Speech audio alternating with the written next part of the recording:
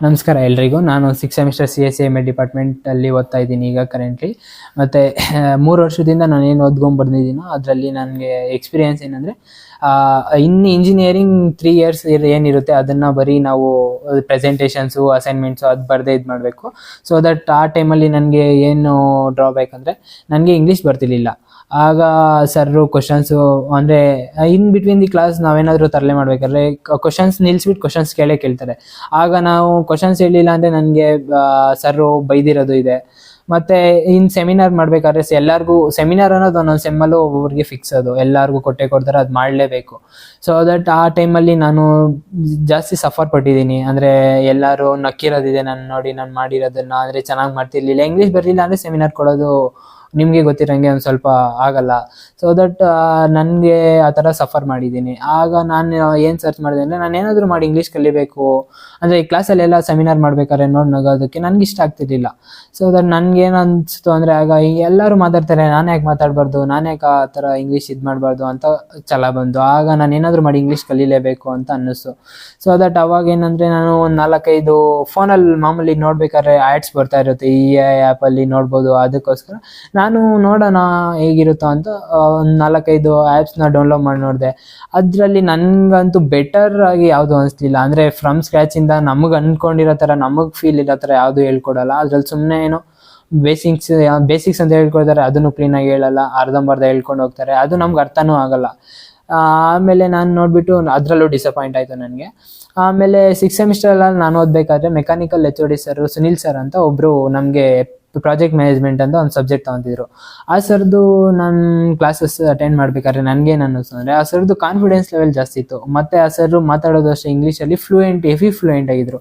ಮತ್ತು ನಮಗೆ ಕ್ಲಾಸ್ ಮಾಡಬೇಕಾದ್ರೆ ಆ ಸರ್ರು ಮತ್ತೆ ಒಂದು PPT ನೋಡ್ತಿರಲಿಲ್ಲ, ಒಂದು ಸ್ಲೈಡ್ ನೋಡ್ತಿರಲಿಲ್ಲ. ಸರ್ ಏನಂದರೆ ಬರೀ ಅಪ್ಲಿಕೇಶನ್ ಲೆವೆಲಲ್ಲಿ ಎಕ್ಸಾಂಪಲ್ಸ್ ಕೊಟ್ಬಿಟ್ಟು ಪಾಠ ಮಾಡ್ತಿದ್ರು ನಮಗೆ. ಅದರಿಂದ ನಮಗೆ ಅಂದರೆ ಆ ಸರ್ದು ಸಬ್ಜೆಕ್ಟ್ ಓದಿದ್ದಂಗೆ ಬರಿಬೋದು ಅಂತ ಅನ್ನಿಸ್ತಿತ್ತು. ಹಂಗೆ ಮಾಡಿದ್ದೀವಿ ಅಲ್ಸ ನಾವು. ಸೊ ದಟ್ ಅವಾಗ ನನಗೇನು ಅನ್ನಿಸ್ತು ಅಂದರೆ, ಸರ್ ಹತ್ರ ಹೋದರೆ ಕಾನ್ಫಿಡೆನ್ಸು ಸರ್ಗೆ ಜಾಸ್ತಿ ಇದೆ, ನಾನು ಕಾನ್ಫಿಡೆನ್ಸಿಂದ ಮಾತಾಡ್ಬೋದು, ಮತ್ತು ಫ್ಲೂಯೆಂಟು ಚೆನ್ನಾಗಿದೆ ಸರ್ದು, ಫ್ಲೂಯೆಂಟಾಗಿ ಮಾತಾಡ್ಬೋದು ಅಂತ ಅನ್ನಿಸ್ತಿತ್ತು.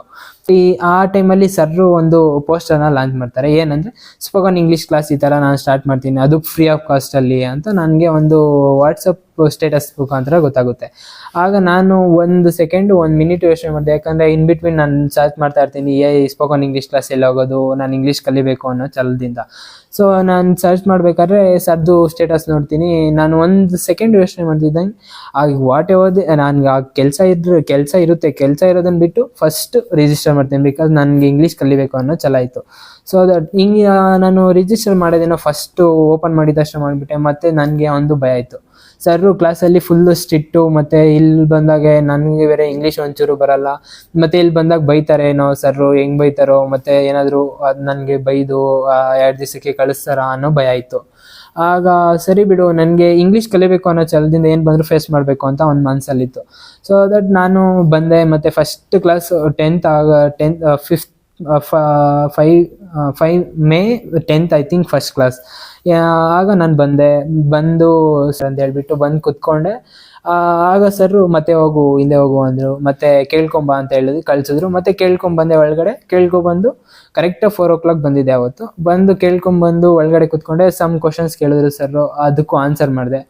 ಮತ್ತು ನಾನು ಅವಾಗ ಸರ್ ಒಂದು ಸ್ವಲ್ಪ ಫ್ರೀಯಾಗಿ ಮಾತಾಡ್ಸಿದ್ರು, ಅದು ಇಷ್ಟ ಆಯಿತು. ಮತ್ತು ಹೋಗ್ತಾ 2-3 ಡೇಸ್ ಆದಮೇಲೆ ಫುಲ್ಲು ಫ್ರೆಂಡ್ಲಿಯಾಗೆ, ಅಂದರೆ ಇಂಗ್ಲೀಷಲ್ಲಿ ಮಾತಾಡ್ಸೋದು ಮತ್ತು ಇಂಗ್ಲೀಷಲ್ಲಿ ಹೇಳ್ಕೊಡೋದು ಅದೆಲ್ಲ ಫುಲ್ಲು ಫ್ರೆಂಡ್ಲಿಯಾಗಿ ಮಾಡಿದ್ರು. ಆಗ ನನ್ನ ಕಂಫರ್ಟ್ನೆಸ್ ಒಂದು ಸ್ವಲ್ಪ ಇದಾಯಿತು. ಆಗ ಇಂಗ್ಲೀಷ್ ಕಲಿಬೋದು ಆರಾಮಾಗಿ ಅಂತ ಅನ್ನಿಸ್ತು. ಮತ್ತು ಕಾನ್ಫಿಡೆನ್ಸ್ ಲೆವೆಲ್ ಅಷ್ಟೇ ಸರ್ದು ಜಾಸ್ತಿ ಇದ್ದಿದ್ದರಿಂದ ನಾನು ಸರ್ರಿಂದ ನೋಡಿ ಕಾನ್ಫಿಡೆನ್ಸು ಜಾಸ್ತಿ ಇದು ಮಾಡಿಕೊಂಡು ಮತ್ತು ಚೆನ್ನಾಗೇ ಬಂತು, ಚೆನ್ನಾಗಿ ಇಂಗ್ಲೀಷ್ ಕಲಿತೆ. ಮತ್ತು ಕಾನ್ಫಿಡೆನ್ಸ್ ಲೆವೆಲು ಒಂದು ಸ್ವಲ್ಪ ಇರಲಿಲ್ಲ ಸ್ಟಾರ್ಟಿಂಗಲ್ಲಿ, ಮತ್ತು ಸರ್ ಕಾನ್ಫಿಡೆನ್ಸು ತುಂಬಿದ್ರು ನನಗೆ. ಈಗ ಸ್ವಲ್ಪ ಕಾನ್ಫಿಡೆನ್ಸಲ್ಲಿ ಮತ್ತು ಚೆನ್ನಾಗಿ ಇಂಗ್ಲೀಷನ್ನು ಮಾತಾಡ್ತೀನಿ ಈಗ. The outcome of spoken English class is, I am introducing myself. My name is Rahim. I am from Dodballapura. I am currently studying in 6th semester CSE department at RLJIT. In my academic journey, I have attended 5 hackathons. In that, I got good coding skills. And in our department, I have majorly coordinated 2 mega events. In that, I got leadership qualities. And my strengths are, I am a good leader and I am a good listener. My weaknesses, I am trust people very easily. I am looking forward to work in your esteemed organizations. Thank you.